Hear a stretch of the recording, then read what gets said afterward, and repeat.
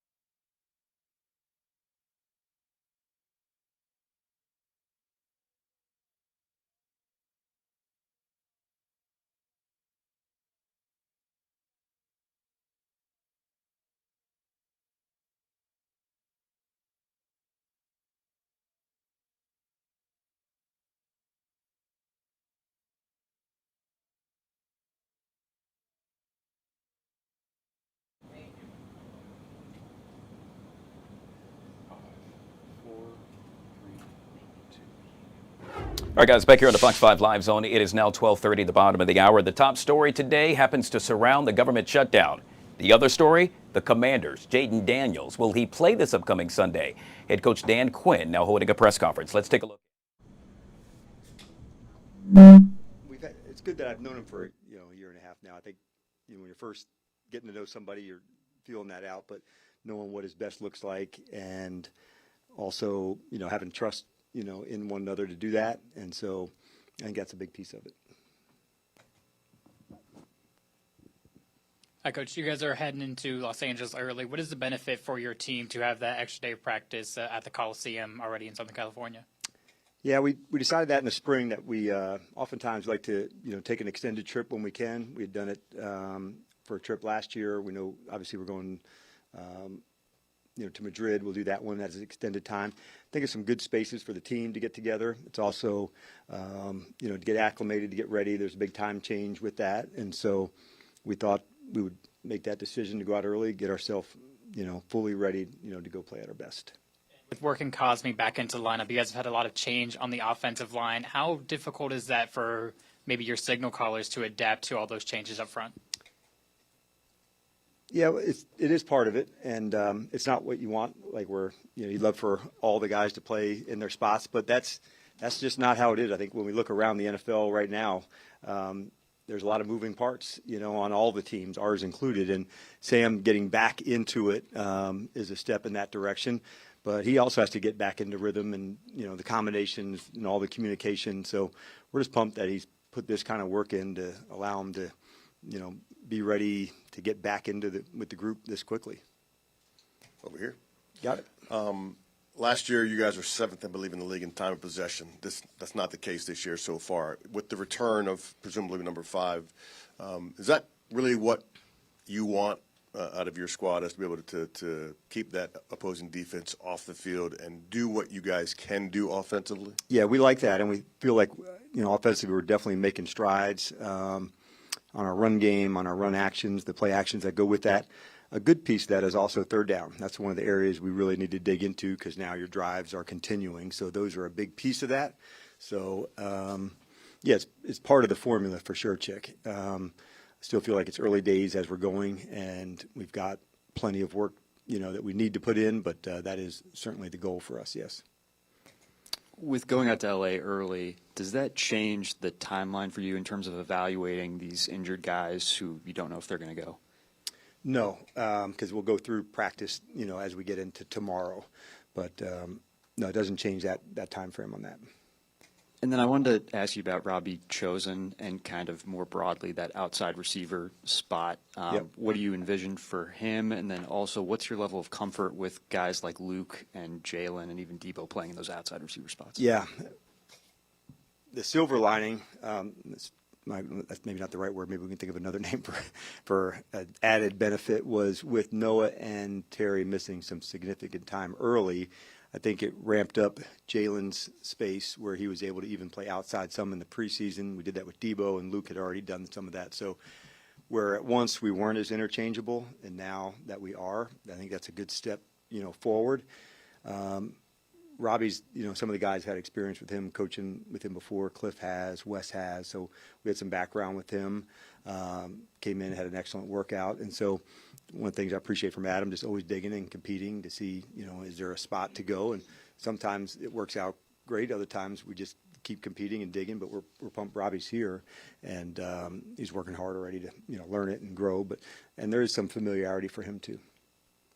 Dan, I know it's been a bumpy start for the season for the defense overall, but what gives you confidence that the unit will be able to turn it around moving forward for the rest of the year? A lot of confidence. I thought, there's a lot of progress that I thought, with the exception of the second half on third down. That's a big piece of how you want to play.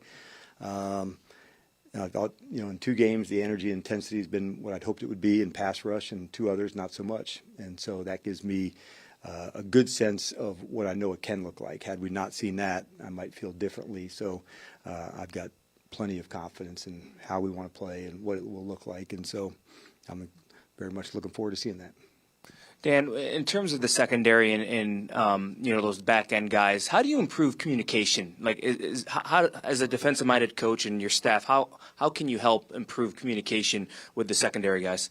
Well, I think first it starts in meeting rooms to make sure when you make a call, like you're just echoing it, it's the collaboration, that you're working on together. You take that into the walkthrough portions and then onto the field. So you just emphasize it in every way. It's not going back to walk, crawl, run, but it's just the emphasis of it over and over. Say it again. If you don't hear it, repeat it back. Communication is also sent and acknowledged. So if I give you a call, you're giving me a signal back.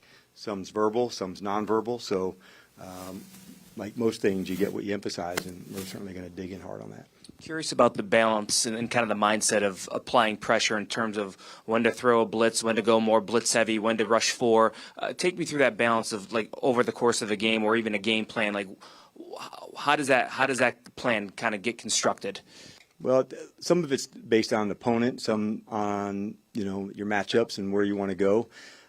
If you can rush with four and affect the QB, obviously that gives you some advantages in some ways because you have another defender, that you can use into coverage. Road, home, are they going with 6-man or 7-man to protect or, 6, or 5? So all of that factors in. You want to have some balance like most things, like an offense that has either all run or all pass. You want the balance to work on both. And I think the same thing on a good defense, that you want to have the ability to show a blitz, come out of it, show like you're in coverage, bring the blitz, and be able to get in and out of checks. So those are all things that make up a good defense, and you need a balance of both.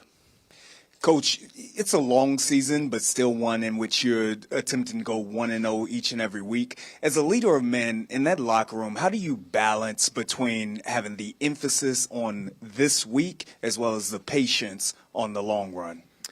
Yeah, it's a great topic, one for all teams that you're going. You're starting to get your identity set. You really want to dig in on what that looks like.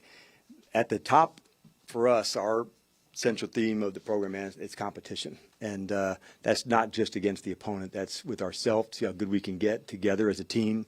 I loved in the game against the Raiders the complementary football, a return to a score, to working together. So the competitive nature of us doing it together, I think that allows you to not look too far down the road, see how good you can get. You work your skills, and we just try not to look down the road. It's about improvement and getting better. And when you can stay in that pocket, you don't have to look too far down the line. There's plenty to work on, right in front of you for the matchup, for the game. And so that's how we choose to dig in. Dan, looking at Frankie Louisville, first couple of weeks seemed to have more pass rushes than the last couple of weeks. I don't know. I don't know if that's true. Okay, yeah. just look at the numbers, maybe. Okay. But I'm curious, like, has there been not a de-emphasis, but maybe more emphasis on him dropping into coverage, or would you like to see him rush a little bit more? Yeah, I think it all depends on how to go to win. Like, obviously, I want him going forward as often as we can, but sometimes the game dictates that too. When he's rushing, when he's blitzing, how we use him in those spaces. So, yeah, we always want to put him in positions to make plays. So, wherever that looks like, that's where we're at. But I don't think of him any more or less. I thought, honestly, last week he played really good and solid and square in the run game, but maybe there might not have been as many pass opportunities for him in that space. With Marshawn, do you feel teams are going after him? And I guess that would be part one. And then two, how do you feel he has been performing? Yeah, so part one, when you play middle field coverage, like both corners, get targeted to where you go. Sometimes it's their matchup, sometimes it's ours. I don't feel that's been the case. And then the second part, can you repeat? Yeah, so I'd say when you play corner and you play offensive tackle, like there's a lot of plays that go good, that go unnoticed, and there's one that goes up top, and it's like there's one or there's a sack, and like that's part of, living life, outside. And what I do know about him, like this is one competitive guy, and like he's always down for the challenge and for the fight, and so I'm looking forward to working with him again this week and as we get rocking again. Hey, Coach. So you've mentioned, September football. So now it's October. So what does October football, been the message around what you want to see this month? Yeah, I think the execution, honestly, Candy, that's the big thing. I want to make sure the energy home road in terms of, how we want to play. And somebody brought up starting fast to me. Starting fast doesn't mean a touchdown on the first drive or a 3 and out. It's a speed an intensity and urgency to go. So I don't want to like confuse what that would look like. But I do want to see the execution really, start to dig in. We've had 4 games together. Roles have now begun to emerge. And so like it's a good month to go really dig in to go get better. And now that some of those roles have emerged, that's a big deal for it. Some guys have had to step in, and I've liked what I've seen in some of those instances, Candy, to see guys step up when the injuries take place, knowing that that's a part of it, and the opportunity came early for some of the players. And so it's nice to see them deliver and show and express themselves. Hey, man, I can help. I can do these things. And so I think that's been a big piece of it.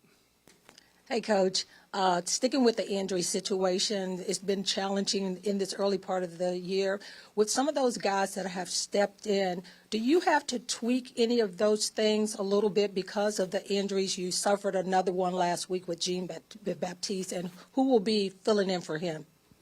Yes, you do want to, not one size fits all down into that. So when somebody's featured in a different role or a different spot, it's not just add water and the same result will take place. So you may have to do things a little bit differently. I think we maybe spoke about that a little bit with Austin and what that would look like, and then with Will.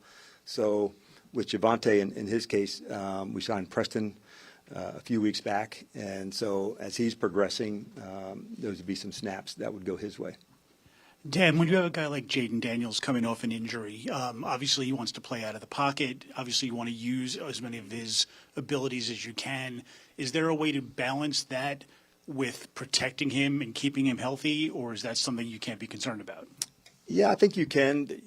Not necessarily the calling of the game, but maybe I had said it a few weeks ago, the only thing worse than missing games is, not taking the lessons from there. And as a scramble goes, when do I get down? When do I get out of bounds? And so, like Jaden's still growing too, we feel like he's been playing for a while. And so as he's into his second year, like there's still things that he's growing on too. And that's kind of the fun and exciting part, that like he hasn't anywhere near the top of what he's going to be. And so that lights me up. But those are some things, where do you grow? When do you take your shot? When do you not? And so those are the lessons you want somebody to learn at quarterback or at any spot. And I certainly fully expect him to do that. That's the type of competitor he is.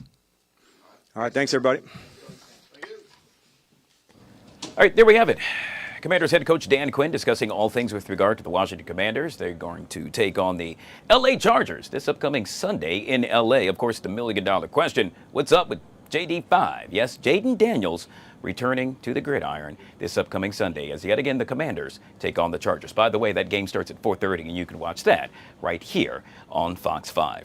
That was one big story. The other, the government shutdown, apparently affecting tens of thousands of folks throughout the country. Joining us now to discuss this and so much more is Saida Abbas back here on the LiveZone. Always good to see you, Saida. Always good to see you, Guy. Thank you so much for having me. And if you're new in town, like tourism and tourists and want to see things, don't worry. The Smithsonian is still open, even though the shutdown is in place right now. They have money saved from years in the past to stay open. So you'll have at least till next Monday to go see it for yourself and enjoy it with your family. And I know we were talking about this earlier in the morning. The shutdown is impacting so many different things, whether that's people's jobs, the airlines. We spoke about that yesterday. Now this is something that people love to see, the Smithsonian, something that the D.C. area is known for, right? So people still have time, but the clock is ticking. I think they mentioned on their website, the Smithsonian, that until next Monday, they're expecting it to stay open. Well, one thing's for sure, off air, you and I were chit-chatting, and apparently you have not been as yet. And so I would highly recommend you do so. It's an amazing museum, if you will. It looks beautiful. I have to check it out. All right. And I should say museums, plural. Smithsonian happens to be more than one.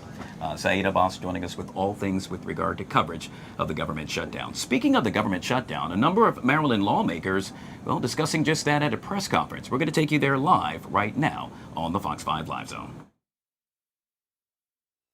Is Donald Trump, because all the Republican senators and the House members, they've essentially given Donald Trump a blank check.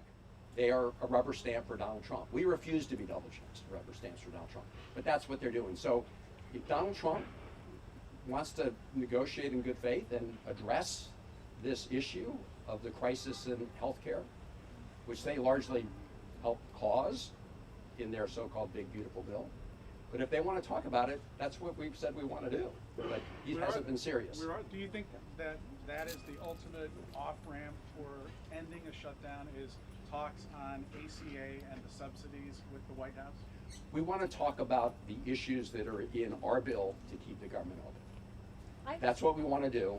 And we've been wanting to do that for a very long time, as my colleagues have pointed out. For months. Republicans have refused to do so. I'm sorry, I'm going to allow. Let me say something. I just want to remind you of something. Last year, we never passed appropriation bills. We never passed omnibus. We never passed policies that were very important to do so, other than cutting billionaires' tax cuts. We did that. And what did we do? We simply reiterated the policies of 2024 and a CR that wasn't passed until 8 months after the fiscal year began. So to say we'll talk about something later, we don't have much confidence in that, because we have not had any of that discussion over the last 9 months. Senator, Maryland fellow workers from WDCA-TV, you are a county executive in Prince George's County, which has to have, if not one of the highest concentration of federal workers living there during the last and longest government shutdown. So you've seen this from both sides. Can you speak to what you're hearing, what you heard then, what it was like for your constituents in 2019, and what you're hearing from constituents now? So you're absolutely right. I served as county executive when the last shutdown started. I had just been elected in 2018. And by the way, I'm the only member, freshman member of the Senate who was an executive. And so my experience is that I have been very close to the people who suffer as a result of the Republican shutdown. And that shutdown, that was Donald Trump's shutdown. This is another Donald Trump shutdown. And you're right, it has profound impacts on people. And so we work, as we are going to do this time with United Way and others, to make sure that people have the resources that they need. But we recognize that this does have real life consequences. And it's the reason that we don't take this lightly at all. And again, the Republicans have not only caused the pain and suffering today, but as has been mentioned, this has happened over a 9-month period. The people who have been traumatized as they designed it to be, who have gone to work each day not knowing whether or not their computer would be shut on or shut off. These are the people who have been maligned, the people who, by the way, provide critical services, who have watched research and science be gutted in our government, the ones who are now concerned about the reemergence of measles and hepatitis and these other illnesses that we know kill children but are completely preventable. So these are the people who, nonetheless, this administration have decided to attack and to fire. And it is absolutely atrocious. It really is, and our country will pay for what they are doing in this moment.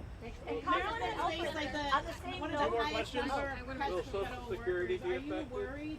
You're talking about 15,000 federal workers and counting. Are you not worried about the idea that this kind of bargain will hurt Marylanders more in a way that can't be undone? This is exactly why we're fighting to reopen the government as we speak. As I said before I came out here the first time, Republican senators voted against our proposal to keep the government open without giving Donald Trump a blank check. And our colleagues have all talked about how the fact that for the last 9 months, Donald Trump has taken a chainsaw to the federal government and federal employees and important federal services for the American people. Chainsaw is not my metaphor. That was Elon Musk's metaphor. It was a real chainsaw. So, of course, we are very focused on the impact on federal employees and on federal contractors and on the important services that they provide for the American people who are going to be losing out the most at the end of the day. It's also why, as we work to reopen the government, we are working to ensure that there are services that are there to help people who are in need. And the best way to deal with that, of course, is to reopen the government. But in the meantime, we are looking for ways to ease the pain. Let me turn it over to Jane. I want to say, I've got more than 50,000 federal workers in my district, in Maryland's beautiful 8th congressional district. The overwhelming number of federal workers I've heard from have been telling me, and I believe my colleagues have had the same experience, we must hang tough for the health care rights of the people. and I'm hearing that from federal workers across the government. They understand the fallacy that was invoked by one of your colleagues who said, well, they're saying that if they close the government, they're threatening they're going to fire more workers. Well, first of all, there is no additional legal authority they get to fire anybody by virtue of being in a government shutdown. That's number one. Number two, the law has not stopped them from illegally firing hundreds of thousands of people so far. They've been doing it from the beginning. Illegal firings, illegal layoffs. They are now in court saying that the civil service itself is unconstitutional. They're saying that the civil service, which protects all of the federal workers against being fired for political reasons, is unconstitutional because it interferes with the president's Article 2 power to employ and to discharge whomever he wants. So we understand we are in a fundamental struggle here over the nature of American democratic government. And we're not going to fall for silly arguments like that. They've been firing people illegally from the beginning. And if they continue to do it, we will be in court first thing the next morning with our documents to get people their jobs back. Can we take just a few more? Yes. Your district, for people who don't know, you represent people in Anne Arundel County and Howard County, Maryland, a very unusual and wide array of federal jobs. The Naval Academy, you got Fort Meade, and you have every stripe of federal employee you could have. What are you hearing from them, and what do you want them to know, the people who aren't getting paid today? Yeah, like my colleagues, and I completely agree, whether it's on the phone, people calling us or emailing us, or even in the grocery store just the other day, people are asking us to stand strong. As Congressman Raskin just said, this is not the first struggle our federal workers have dealt with in this administration. This is 270-ish days of this struggle. And so they are asking me to stand strong and stand up for their jobs, but also the health care of all of All right, thank you. We take two more. Certainly. You said that the only Republican opinion that matters in the situation is President Trump's. Are congressional Democrats trying to negotiate more directly with the president? And how does that, let's say, perspective affect your negotiations with, your legislative colleagues? Well, they tried, of course, the other day at the White House, and the president was apparently oblivious to this ticking time bomb that's going to go off on people's health care costs. Maybe the message got through, and maybe they'll begin to think about it. But right now, as all of my colleagues have said, we've made our position very clear. We look forward to talking to them if they're ever serious about talking with them. But we have been crystal clear that we're not going to give a blank check to a lawless president. We've all talked about what he has done to date, trampling on the rights of Americans, undermining our democracy, undermining our Constitution. And so there's a whole lot at stake here. We want to open the government, but we also want to make sure that the president doesn't have that blank check going forward. And I want to thank all of you very much for being here. I don't know if my colleagues have any closing thoughts. If not, thank you all. We can do one-on-ones for people who are here. Thank you all. And thank you to our federal employees.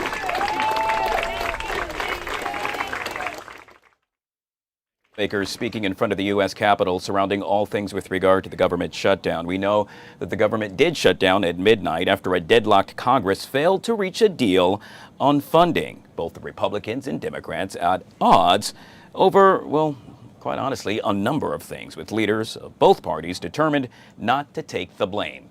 Joining us now to discuss this and so much more is former Lieutenant Governor of Massachusetts, Carrie Healey, who I should say worked under Mitt Romney. Ms. Healey, good to see you, ma'am, and welcome to the show. Good to see you. Thank you very much for having me. Obviously, the Democrats had their stage, if you will, to display what they had on their minds with regard to the reasoning behind the government shutdown. I would assume you have a different take.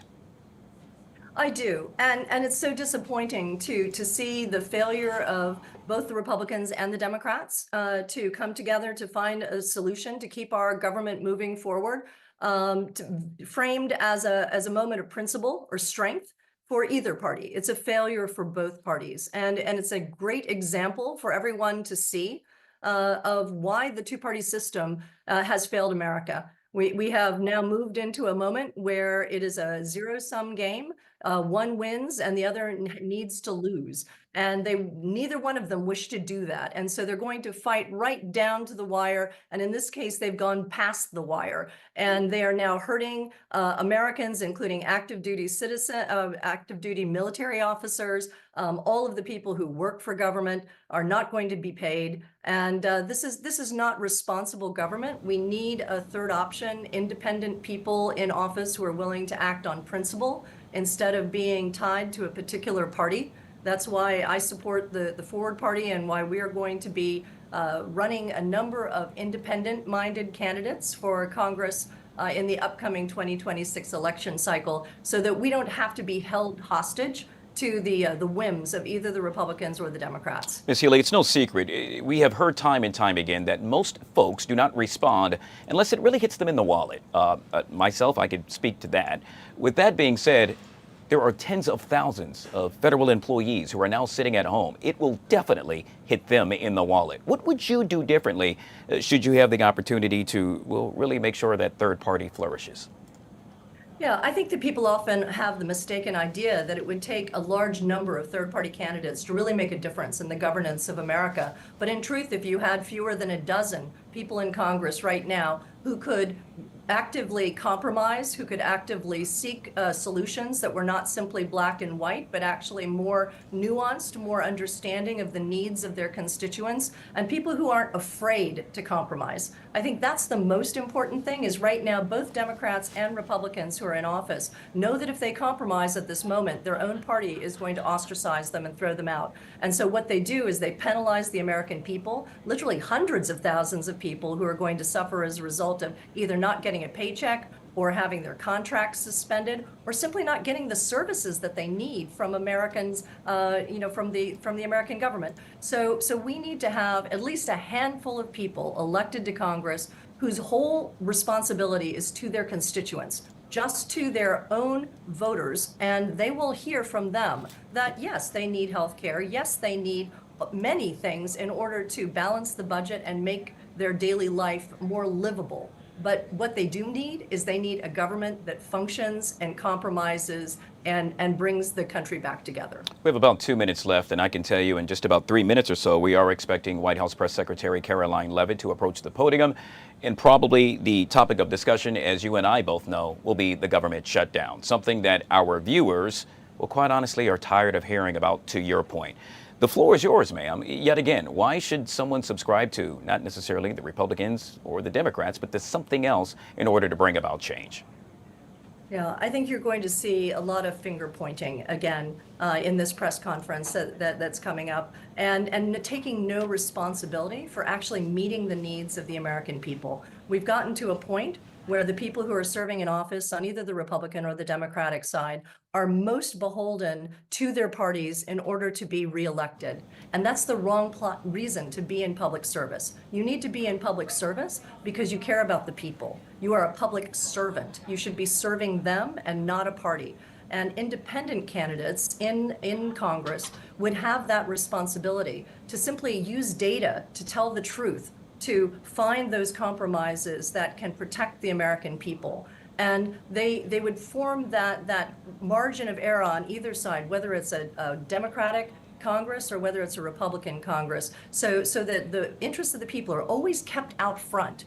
And that's a different approach than what we're seeing today. And sadly, the two-party system has shown that it tends to polarize people, it tends to objectify the other.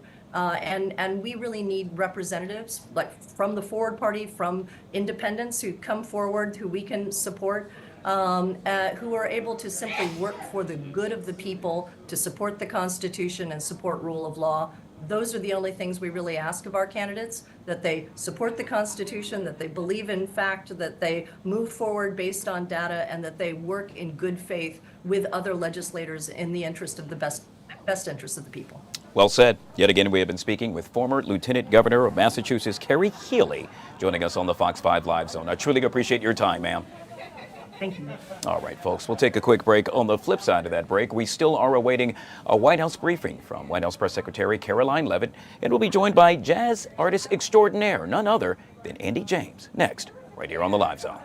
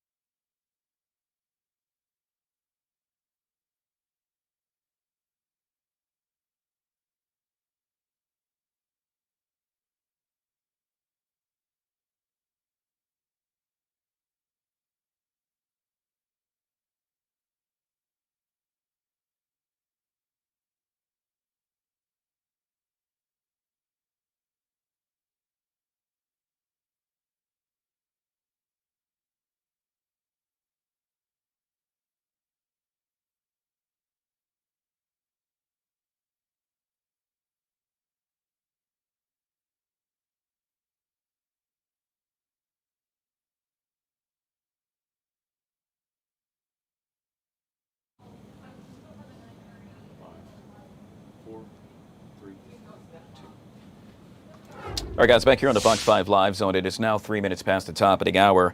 And as we all know, when the government shuts its doors, it's not just political businesses that come to a halt. Many union workers face uncertainty in their jobs, wages, and livelihoods. With negotiations on the table and essential services disrupted, the stakes could not be higher. Joining us now to discuss this is Mr. Jamie Contreras. He's the Executive Vice President of 32BJSEIU, which in essence represents approximately 2,400 hardworking, federally contracted security officials, office cleaners, and food service workers. He joins us right now on the Live Zone. Jamie, good to see you, sir. Thank you so much for being patient, and welcome to the show. Thanks for having me. All right, so let's jump right into this. We know in just about a couple of minutes, the White House press secretary, Caroline Leavitt, is going to approach that podium right there in the White House. If I happen to be a betting man, she's going to point the finger at the Democrats. The Democrats, in turn, are going to stand up and point the finger right back at the Republicans. Obviously, you, sir, and those you represent are really the ones that are taking the brunt of the storm. What say you? That it's unconscionable. What's happening right now with, frankly, public servants, whether they're direct employees for the government or they're, contracted workers. These are real people with real lives, with real families, with bills to pay. Last time something like this happened, federal workers and federal contracted workers were without a paycheck for 36 days. And the saddest part is that federal contracted workers, which are the ones that we represent, cleaners, security officers, and food service workers, they don't get paid when they go back to work. These people lose out on that money, and that's just wrong. These are, human beings who, keep the government running every day, keep us safe. These are people who work at places like State Department or the Smithsonian or, HHS and all these other places. And this shouldn't be happening to hardworking Americans just because our, politicians decide to put billionaires tax breaks over working people. So, Jamie, I guess the million-dollar question is for you and those you represent, yet again, those 2,400 hardworking federally contracted security officers. I could go on and on, office cleaners, food service workers. What do you do now? Well, right now, thankfully at this point, these workers have been asked to report to work, but it's only a matter of time. This is a ticking bomb for them. We're just arming them with information about where to go apply for unemployment, where they can get help, making sure their health care doesn't get cut off. And so we're just trying to give them as much information as we can to help them prepare for what's coming. My hope is that, right now, frankly, Republicans control the House, they control the Senate, they control the White House, and, they're playing with, the health and livelihoods of millions and millions of Americans. And, we should never choose, billionaires over hardworking people. These are people who already live paycheck to paycheck. And so the best thing that we can do at this point is just give them information where to go to get help when the time comes. Yeah, but to your point, Jamie, yet again, we know that many of these employees face eviction, could have their utilities turned off. This is real deal. It's real business. It's something that will affect someone that perhaps can even find themselves living on the streets. Absolutely, and this is just not the way that we should be treating our public servants, whether you're a direct employee or a contracted worker, whether you're, and this affects Republicans and Democrat people who work for the federal government. So, when 22 million Americans see their healthcare premiums go up by 75%, because, frankly, Republicans will not extend the Affordable Care Act premium tax credits, that's when people are really going to start to feel it, and they're going to start to feel it real quick. And again, these are people who live in Democratic districts as well as Republican districts, and I can bet you this is not what they sent these people to Washington to do this, to treat them this way. Yeah, yet again, our thoughts and prayers are with you and those you represent, some 2,400 folks. Yet we have been speaking with Mr. Jamie Contreras, Executive Vice President of 32BJSEIU. Thank you so much, sir, for coming on the show. Thank you for having me. Take care. All right, guys, as you heard me make mention, we are awaiting the White House press briefing that should get underway any minute. In the meantime, let's take you to Boston, Massachusetts, where former Vice President Mike Pence now holding a political discussion. I'm curious to see as to whether or not he addresses the government shutdown. Let's take a look in. Companies around the country would think very carefully about how do we create greater accountability, greater transparency in the public debate, so that we would know, look, my late father, combat veteran in the Korean War, said more times than I can remember, I might disagree with what you say, but I'll fight to the death for your right to say it. And he nearly did. So any American, their First Amendment rights, we stand by, but I think making sure that people say, if you want to stand up in the public square, be who you are. And if you actually aren't from here and you have other intentions, we need to know that too. I think we have time for one more question. Should we try and get somebody up? Ma'am, right there, the green. Somebody way up high. Hold the microphone. Hi. I just want to politely disagree with a couple of things that were said today. I have to admit that I'm a little disappointed in some of the statements that have been made. And so I'm going to point out three things rather quickly. First of all, you, Vice President Pence, you made a statement about how people who are behind mass killings or assassinations, how there should be quick justice for these people, that there should be due process, but once convicted, that there should be justice, quick justice. And yet, on January 6th, when people were saying, hang Mike Pence, hang Nancy Pelosi, that those insurrectionists were pardoned. And I want to know why the Republicans didn't stand up for justice.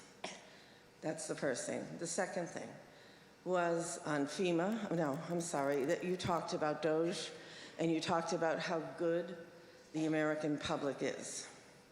And yet, USAID has been canceled and FEMA has been minimized. And those are two wonderful programs that the good American people back. And they are being, as I said, dismantled and minimized. And then the third thing that really disturbs me is the comments in the very beginning that giving the impression that Democrats are more willing to tolerate or justify political violence. And yet, Republicans, time after time after time, vote against sensible gun laws. And I don't understand how you can justify these two comments. Why are gun laws, why do Democrats back gun laws, and why will Republicans not stop the slaughtering of American people in our country and vote for gun laws?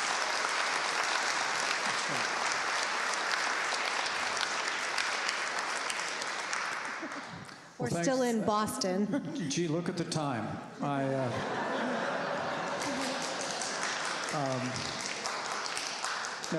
Thank you for thoughtful questions, well expressed. Let me take them in reverse order. Second Amendment, I cherish the Second Amendment of the Constitution as much as the First Amendment.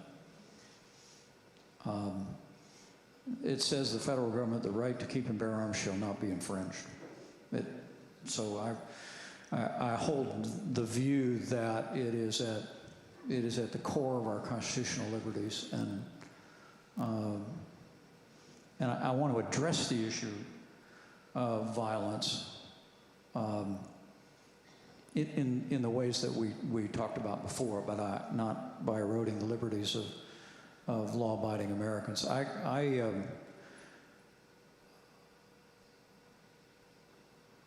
think with regard to the cuts in the programs, you and I might not be too far apart. USAID had a lot of excesses, and there were like any time in Washington, D.C., when you have these massive spending bills, a lot gets tucked into the pages at the end. And there was a lot that could be cleaned up. But when we talk about what's happening to farmers right now across the Midwest, USAID was a big purchaser of American agricultural goods. It's not happening right now. And I'm just telling you, here, sitting here in Boston, farmers are hurting right now.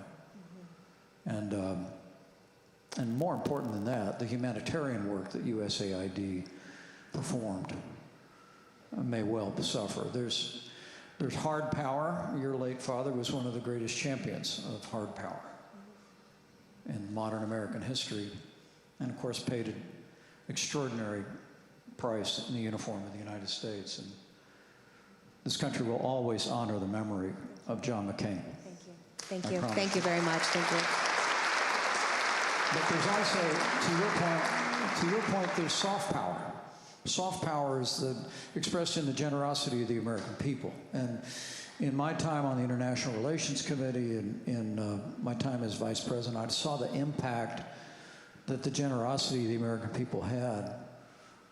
President Bush's PEPFAR program that I supported as a member of Congress literally saved millions of lives in the AIDS pandemic across Africa. And to this day, when you travel in Africa and you speak to people from Africa, it's the first thing that comes up because it speaks to the American people.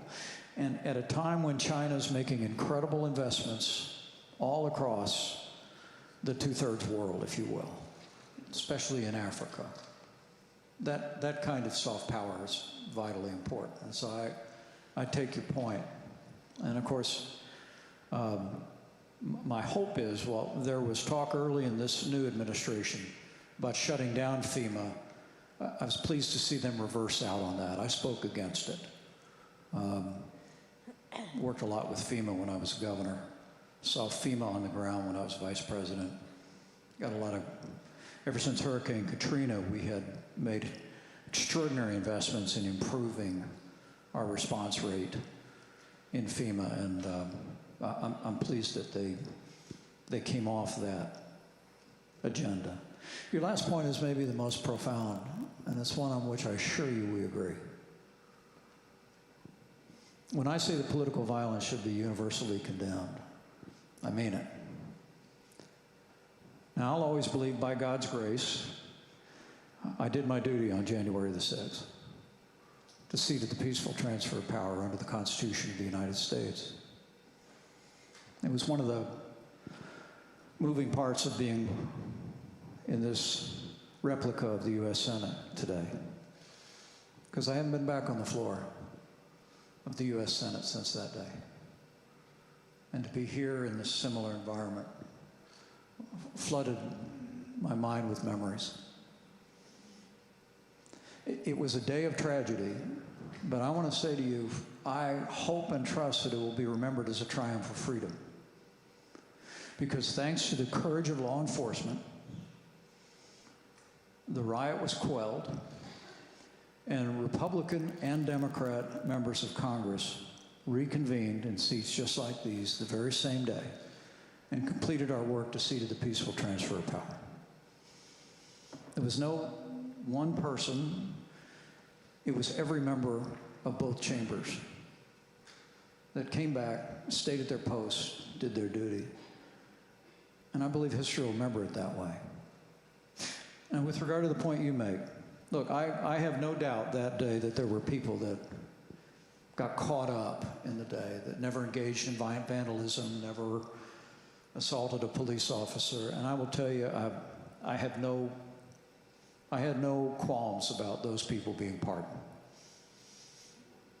But people that violated the Capitol, who assaulted police officers, should never have been pardoned and shouldn't have served the time they were given in the fullest extent of the law. I said at the time it sent the wrong message. And my hope is as time goes on, that'll people will come to see. We cannot look. We've got we've got some very distinguished retired law enforcement officers who I know are here in plain clothes, and we've got people wearing uniform looking after all of us today.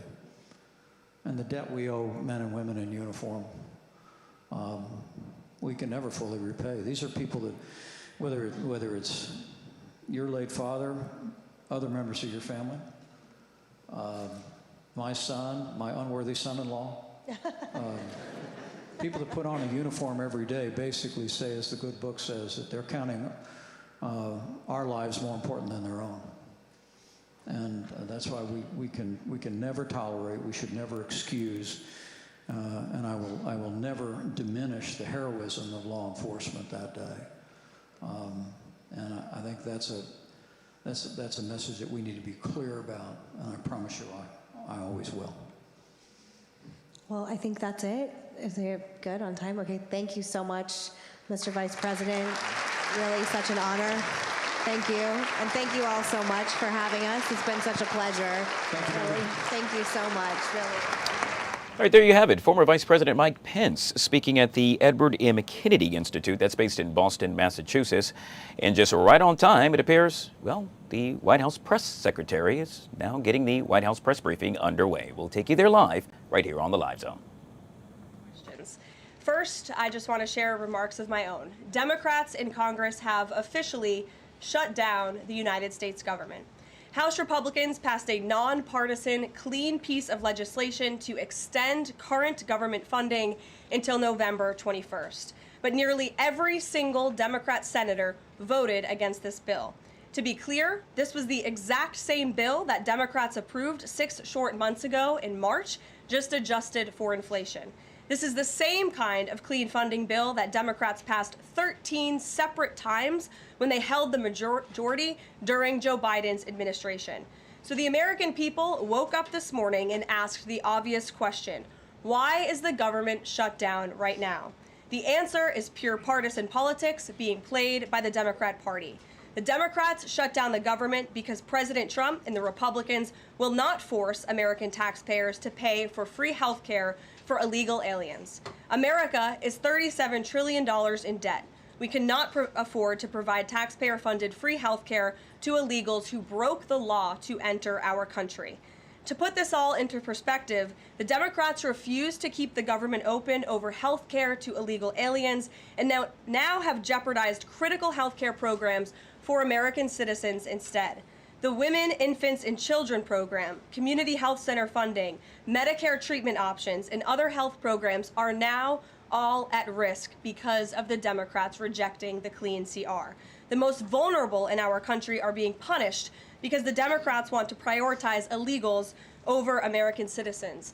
And if Democrats actually cared about health care, they would applaud the actions taken by President Trump just yesterday in the Oval Office. He took a bold and massively popular action to improve our healthcare system.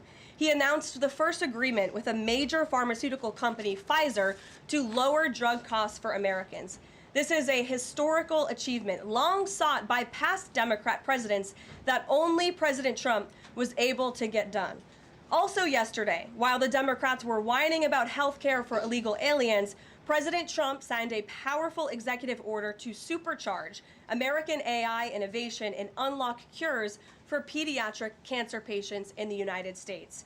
While President Trump took action to lower drug prices and improve the lives and the care of American children with cancer, again, Democrats are fighting to give health care benefits to illegal aliens. The Trump administration is fully committed to lowering health care costs and advancing policies that will save American lives.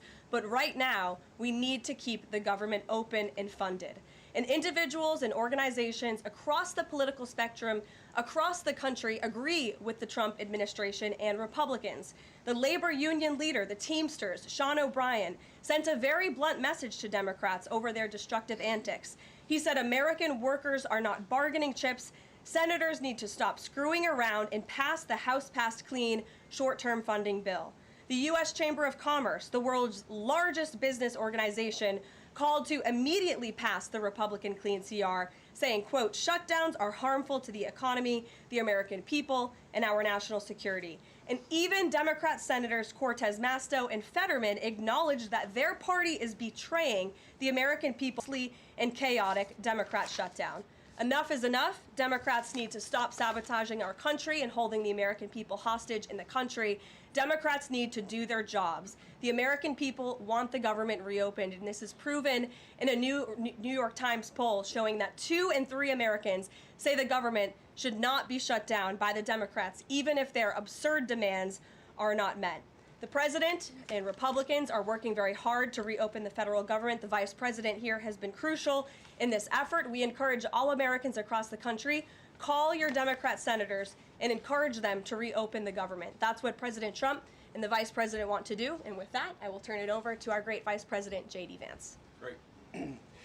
Well, thank you, Carolina, and good afternoon to everybody, and good afternoon to everybody who's watching at home. It's a tough act to follow, but let me just say a few things, and then I'll take a few questions. Number one, Democrats say that they care a lot about lowering health care costs, and yet, when the president took historic action to work with the drug companies to lower prescription drug prices, the Democrats did nothing to help us. In fact, we would have loved to have the Democrats helping us, but they didn't. They talk about doing something. They don't actually do the hard work of making it happen.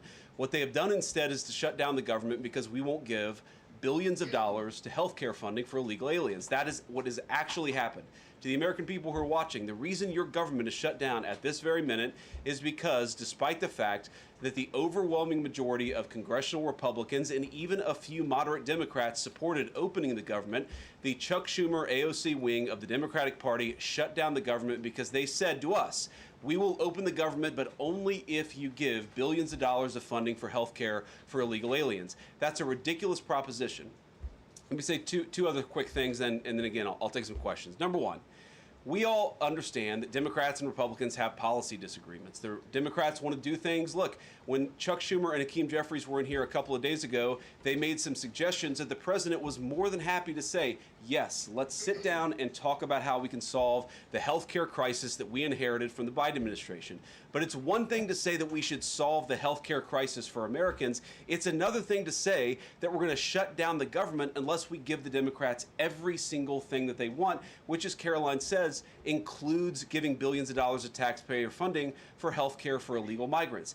That's ridiculous. You don't have policy disagreements that serve as the basis for a government shutdown. Let's have the conversation about how to fix American health care, about how to make health care more accessible. As the president showed, he's more than willing to act on behalf of the American people for this very reason. What you don't do is say, unless you do exactly what we want to do as congressional Democrats, we're taking a hostage. And the hostage, it turns out, is critical, essential services that the American people need. Caroline talked about some of it. Let me talk about some more. Our troops are not getting paid starting today because of the Chuck Schumer wing of the Democratic Party. We have people who require food assistance, low-income Americans who require food assistance, who will not get it unless we reopen the government, thanks to Chuck Schumer and his wing of the Democratic Party. We have flood insurance as we start hurricane season in the southeastern part of our country. That flood insurance is going to disappear because of Chuck Schumer and the far left of the Democratic Party.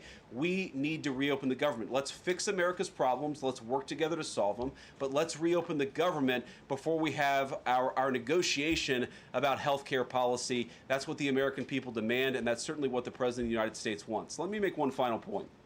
I think a lot of Americans are asking themselves, why did this happen?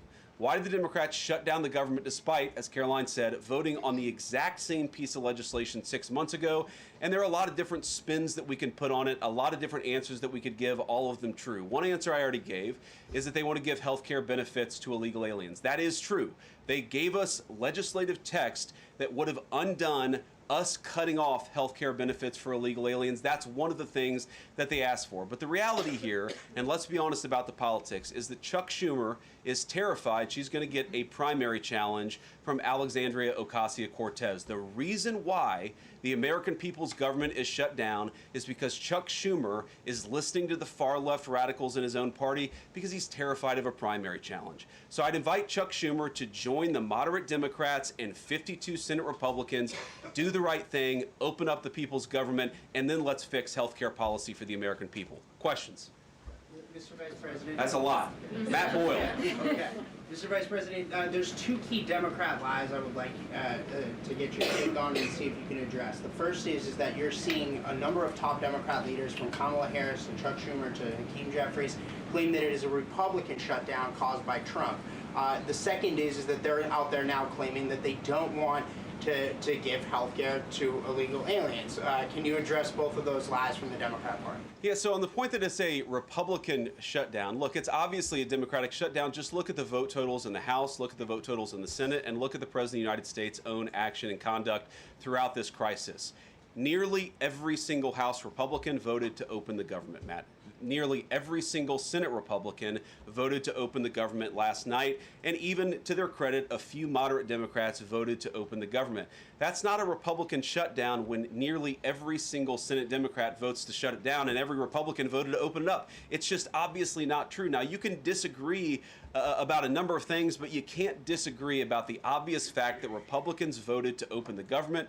The president stands ready to sign that opening of the government. We just need a few more Democrats to join us in that effort to open the government. Your final question about illegal alien benefits. Look, the text is very clear, and I even saw, I think it was George Stephanopoulos in an interview with Mike Johnson, did a fact check that was totally rooted in baseless claims. It was basically Democrat propaganda.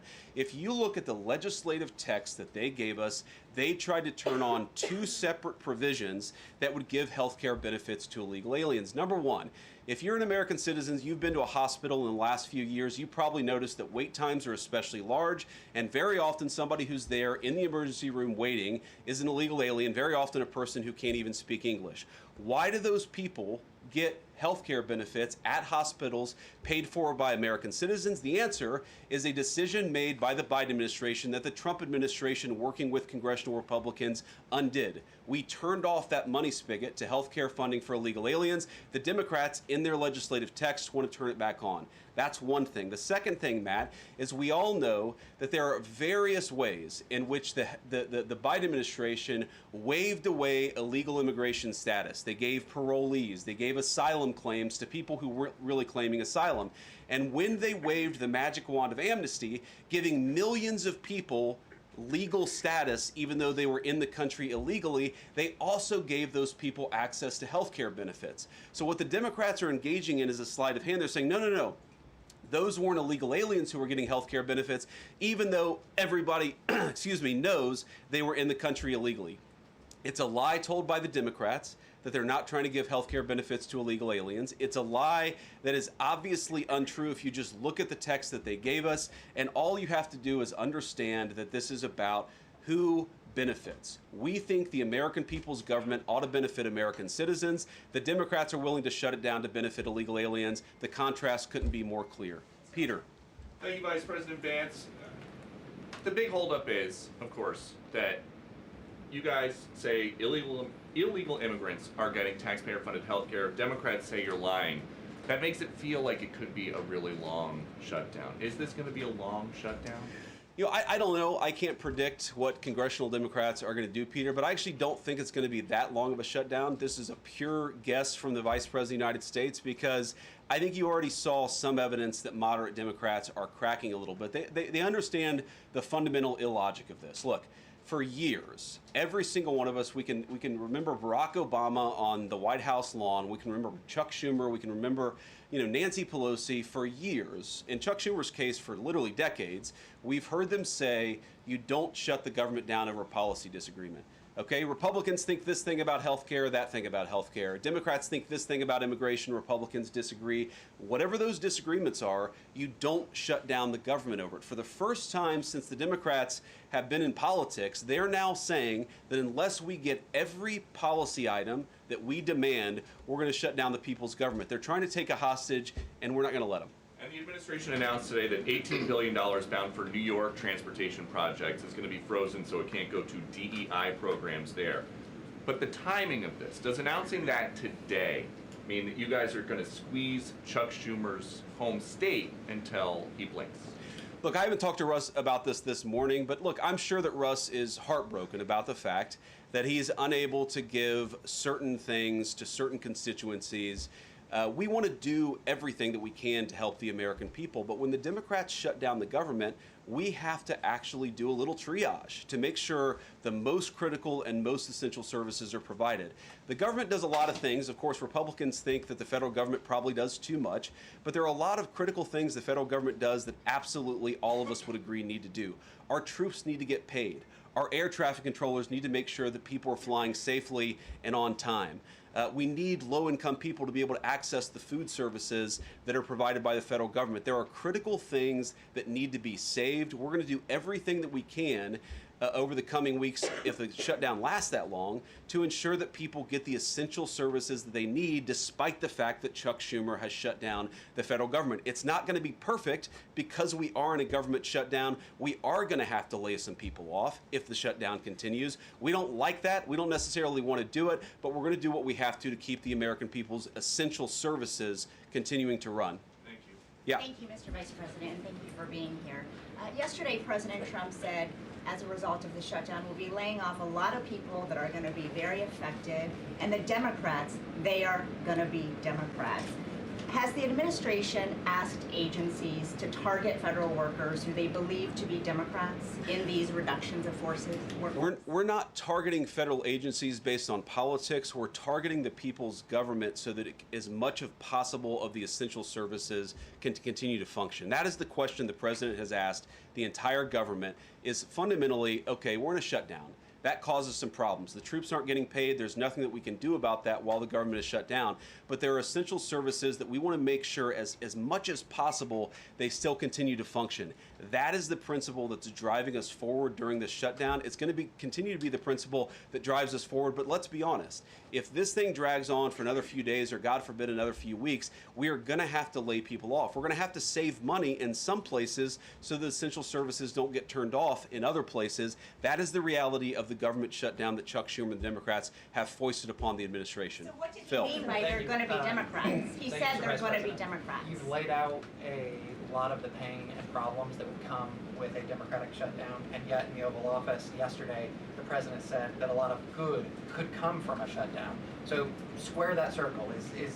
Which is it, a Democratic-caused crisis or a Republican opportunity for reform?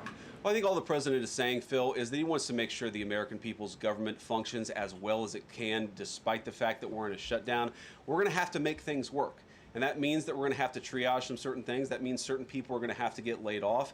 And we're going to try to make sure that the American people suffer as little as possible from this shutdown. That's what the president is saying, is that, yes, this is a bad thing. Obviously, the president is trying to reopen the government, but we're going to make things work as well as we possibly can, given the constraints that we have. And then on those policy differences for the discussion and the negotiations to come later, during the Biden administration, Democrats twice voted to expand these Affordable Care Act tax credits.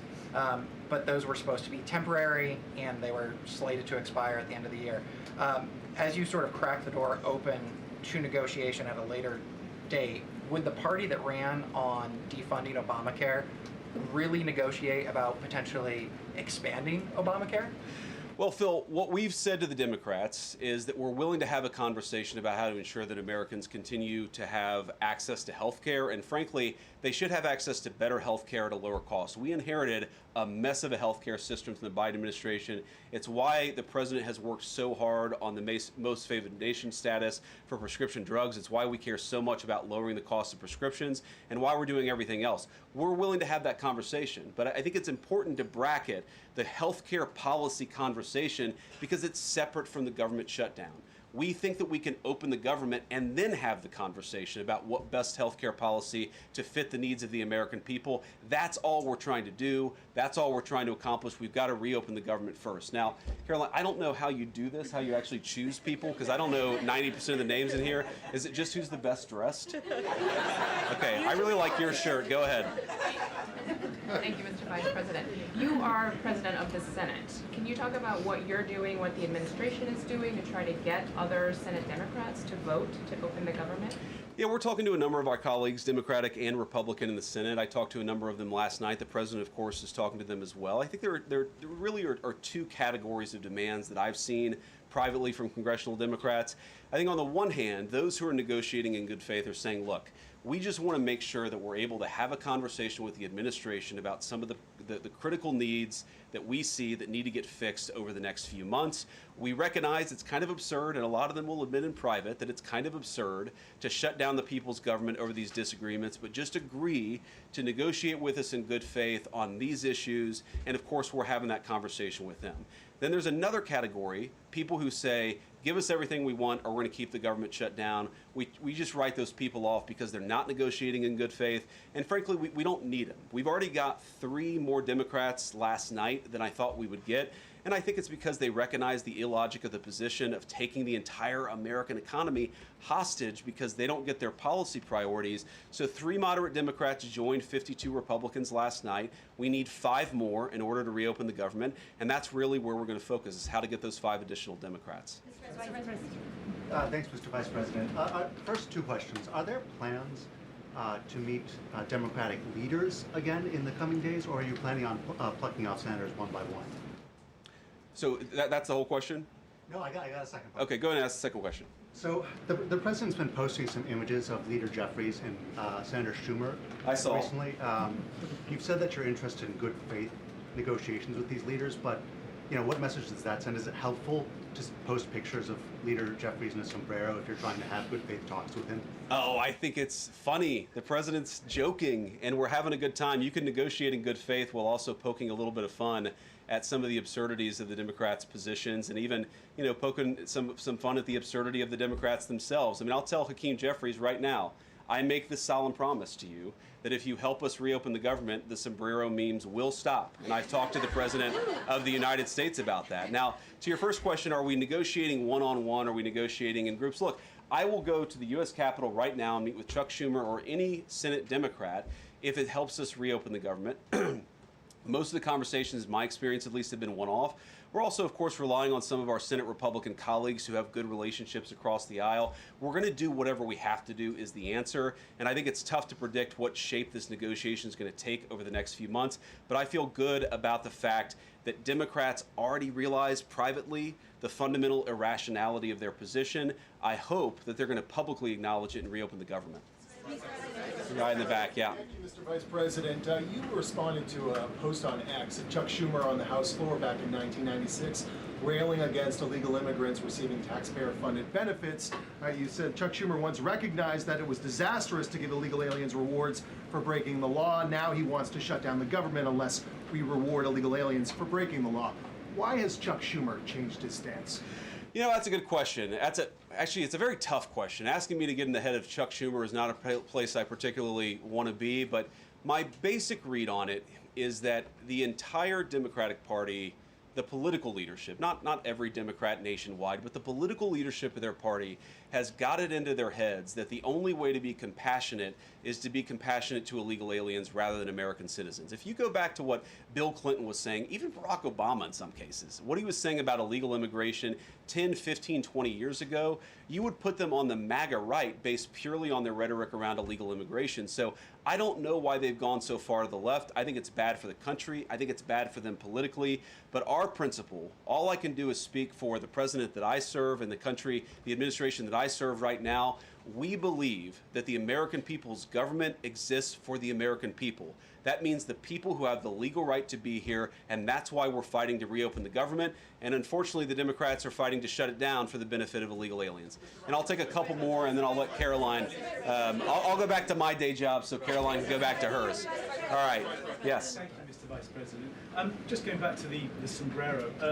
You said that the president's joking, but Hakeem Jeffries says that these memes were racist. What's your response to that? And just if I may briefly go off topic, Secretary Hegseth yesterday made an edict about no more beardos in the military. Just wondered what. Sorry, what did he say? No more beardos. Beards. Oh, sorry, it's my accent. Just wondered your response to that. I didn't see that particular comment. I thought Pete gave a hell of a speech, and a speech that really is just oriented around returning the American military to the very high standards that it has had for virtually its entire history until Joe Biden came along and decided to lower standards. I think it was bad for our military, and it was bad for our troops. When I was a young United States Marine, I did not have a beard. I am now the vice president, so I get to do what I want to do. But I think Pete's trying to re-implement high standards, and that's a very good thing. On the sombrero thing, I mean, Hakeem Jeffries said it was racist, and I know that he said that, and I honestly don't even know what that means. Like, is he a Mexican American that is offended by having a sombrero meme? I mean, I saw one of the major TV stations put the meme up and then say, this is AI generated. And he had like the curly animated mustache too. It's like, do you really not realize the American people recognize that he did not actually come to the White House wearing a sombrero and a black curly animation mustache? Like, give the country a little bit of credit. We're all trying to do a very important job for the American people. The President of the United States likes to have a little bit of fun when he's doing it, and I think that's okay. I'll take one more question.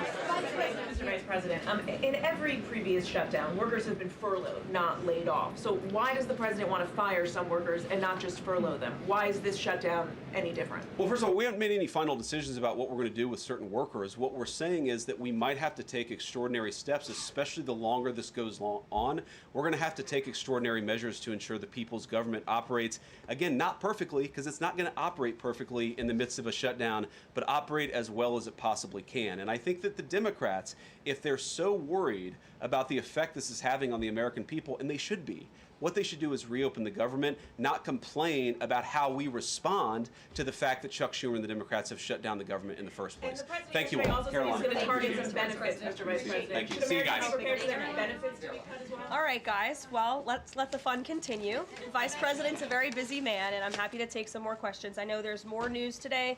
Aside from the shutdown, we can focus on the shutdown if you want, but let's go ahead. Kate, why don't you start? The President talked about doing things that he said were irreversible during the shutdown, cutting vast numbers of people, he said, and cutting programs. Can you specify what exactly he was referring to, what's on the table, and what's going to be cut? Look, I think the Vice President just referred to this in some of the answers that he gave regarding the layoffs. There are unfortunate consequences to a government shutdown, and the federal government is not receiving any cash at the moment, and so the Office of Management and Budget has been tasked with looking over the receipts and looking over the budget of the entire federal bureaucracy, and as the Vice President said, determining what needs to continue to go out the door and what can we continue to keep running and what unfortunately is going to have to come to an end. So those decisions are being made, and unfortunately layoffs are very likely, as the Vice President just said, going to be a part of that. And has the White House had any direct response from Hamas from the peace proposal that was laid out? The President said he would give 3 or 4 days, but is there a hard deadline now, or what are the next steps here? I will reiterate what the President of the United States said, 3 or 4 days, and I can tell you that there are some very sensitive discussions that are taking place, but I certainly don't want to get ahead of any announcement at this podium. I'm going to let Special Envoy Witkoff and the President of the United States handle that.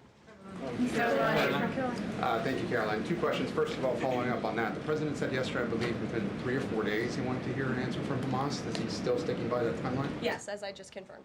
And then second question is a comment that's gotten a lot of global attention. Senator Dick Durbin, he was set to receive a Lifetime Achievement Award from the Catholic Church. He's since declined accepting it because there has been some controversy. Pope Leo commented on this, and he said that someone who says I'm against abortion, but I'm in agreement with the inhumane treatment of immigrants in the United States, I don't know if that's pro-life. You've been very open about your Catholic faith. How do you respond to that? I would reject there is inhumane treatment of illegal immigrants in the United States under this administration. There was, however, significant inhumane treatment of illegal immigrants in the previous administration as they were being trafficked and raped and beaten, and in many cases killed, over our United States southern border. You also look at the inhumane treatment at the hands of some of these illegal immigrants that took place under the previous administration as well. Laken Riley comes to mind, a beautiful American citizen who was killed at the hands of an illegal immigrant. So this administration is trying to enforce our nation's laws in the most humane way possible, and we're upholding the law, and we're doing that on behalf of the people of our country who live here. Thanks a lot, Caroline. What is the level of concern that the administration has regarding a protracted government shutdown in terms of its impact on the U.S. economy and also its impact on small businesses as well? Well, look, this government shutdown is no doubt going to impact everyday Americans, and it is the fault of the Democrats that we are in this position. And I know I relayed some programs that will be impacted, the Vice President did as well, but I just want to make sure the American public understand what the Democrats have done to our government and our country. 1.3 million active duty troops will work now without pay. Critical food assistance for low-income women, infants, and children will now lapse. No new mothers or children are allowed to join this critical program because of the Democrats' decision to shut down the government. Telehealth services for seniors and in-home treatment options for Medicare patients will now come to an end. Nearly 50,000 members of the United States Coast Guard are going to have to work unpaid. Over 13,000 air traffic controllers will work without pay, as well as TSA agents, which will very likely create flight disruptions. And pay will now stop for over 150,000 federal law enforcement officers. These are not just numbers and statistics. These are real Americans who have families at home.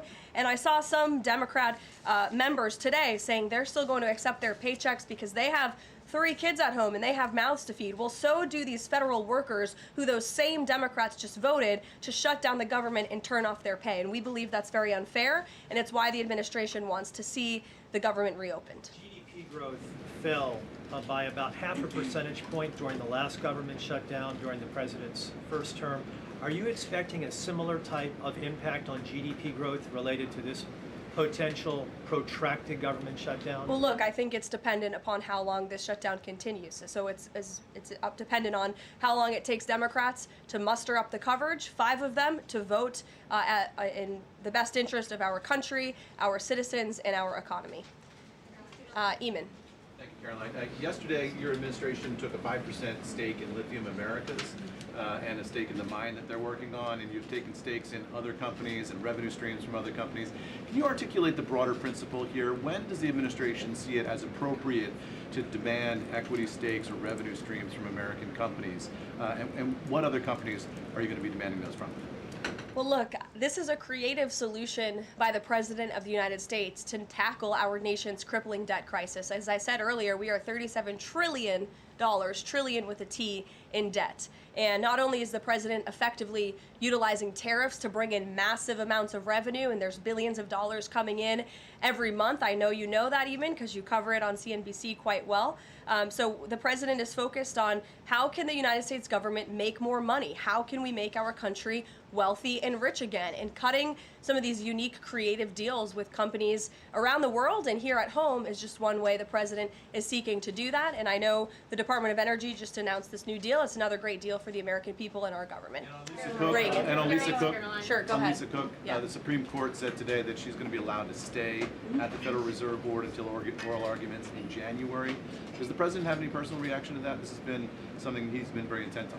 Look, we have respect for the Supreme Court, but they're going to hear the actual case and make a determination on the legal argument in January. And we look forward to that because we maintain that she was fired well within the president's legal authority to do so. She was removed from the board, and we look forward to that case being fully played out at the Supreme Court. Reagan. I have one for you on EJ Antoni and one on the shutdown. Sure. CNN reported that Collins and Murkowski declined to meet with EJ Antoni, raising concerns that his nomination was in trouble. I'm wondering what message Collins and Murkowski are sending to the White House by not meeting with one of the president's nominees. Well, look, EJ Antoni remains a great ally of the president and our team. It became clear, unfortunately, that he was not going to have the votes, and so we will be announcing a replacement nominee very soon. And on the shutdown, I'm just wondering how soon you could see cuts to the federal workplace, and if there's a specific agency that will experience the most cuts or be focused. Unfortunately, because the Democrats shut down the government, the president has directed his cabinet, and the Office of Management and Budget is working with agencies across the board to identify where cuts can be made, and we believe that layoffs are imminent. They are, unfortunately, a consequence of this government shutdown. Ed. So you talk about the layoffs being imminent. Is there a percentage then of reduction that the White House is looking for of workforce? I don't have a specific percentage for you. What about China, if I could? So China has not made one soybean purchase this year in the United States. I talked to a farmer yesterday who has about 1,000 acres in Iowa and says this is just killing her. Now, the president has been talking to President Xi. Could China not buying agriculture affect a possible meeting with the president? Would he not meet with Xi because China's refused to buy soybeans from the U.S.? Look, I don't want to speak for the president and make a determination on that from this podium, but what I can tell you is that supporting America's farmers and doing what's best for them is at the top of the president's priority list, and it's at the top of the list for this administration right now. There have been several very high-level meetings on this very topic. We want to help our farmers, and we're exploring the best ways to do that, and I would anticipate there will be more to come on that very soon. Send a message to the Chinese president. Look, I just shared that message. The president wants what's best for America's farmers. Sean. Hey, Carolyn. Hi. 2 things to ask you about. Sure. First thing, I want to ask about this video that the president posted the other day. It was an AI deepfake of himself talking about something called med beds. What was he trying to communicate to the public there, and why did he delete it? I think the president saw the video and posted it. And then took it down. And he has the right to do that. It's his social media. He's incredibly transparent, as you all know. You hear from him directly on social media. He likes to share memes. He likes to share videos. He likes to repost things that he sees other people post on social media as well. And I think it's quite refreshing that we have a president who is so open and honest directly himself. Many a times on Truth, you are hearing directly from the President of the United States. And second thing, how did the White House decide that it is appropriate for Jared Kushner to be working on matters that involve Qatar, the UAE, Saudi Arabia, 3 countries that combined have given him more than $2.5 billion for his investment firm? I think it's, frankly, despicable that you're trying to suggest that it's inappropriate for Jared Kushner, who is widely respected around the world and has great trust in relationships with these critical partners in these countries, to strike a 20-point comprehensive detailed peace plan that no other administration would ever be able to achieve. And so Jared is donating his energy and his time to our government, to the President of the United States, to secure world peace, and that is a very noble thing.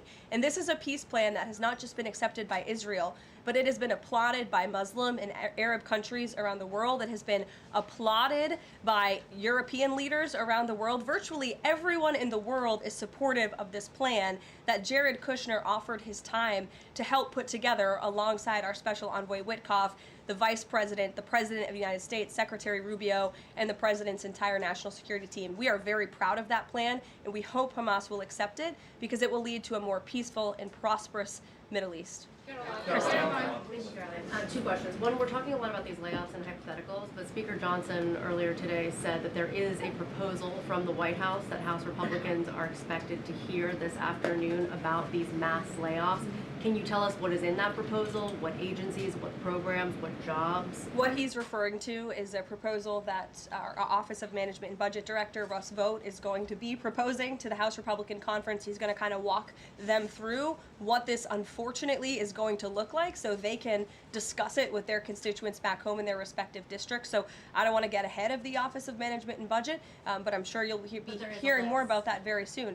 Look, we have to put a plan in place. It would be irresponsible of us not to take a look at each and every agency and get an understanding of what we're going to have to do moving forward to do the best we can in the midst of this government shutdown. Jasmine. Thanks, Caroline. All right, there you have it. Yet again, White House Press Secretary Caroline Leavitt fielding questions from reporters at the White House during the White House press briefing. A cameo, actually, earlier by Vice President J.D. Vance. Saeed Abbas yet again joining us right here on the Live Zone to quickly recap some of the comments that were made mention of during that press conference. That's true, and I think one line that everybody heard over and over again: layoffs are imminent. Yeah. So this is going to impact a lot of Americans who will not be getting paid.